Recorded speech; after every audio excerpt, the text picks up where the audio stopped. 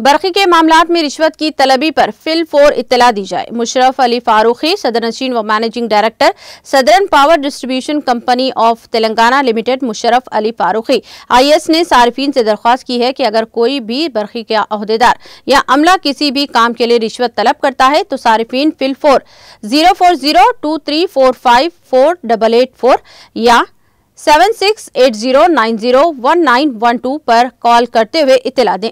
मुशर्रफ अली फारूकी ने कहा कि बदउनवानी की शिकायत की वसूली के लिए दफ्तर में खुसूसी इंतजाम किए गए हैं। सार्फिन व्हाट्सएप के जरिए भी शिकायत रवाना कर सकते हैं। कंपनी आला मियारात पर अमल करते हुए अपने सार्फिन को मियारी खिदमात फराहम करने के लिए पुरअज़्म है। तहम चंद अफसर्स और मुलाजिमीन बदउनवानी में मुलविस हैं, जिससे कंपनी की साख दागदार हो रही है। बदउनवानियों के मामलात से निपटने के लिए सार्फिन से बराह रास्त शिकायत वसूल करने और इनका अजाला करने के अलावा बाकायदगियों को रोकने के लिए खुसूसी इंतजाम किए गए हैं।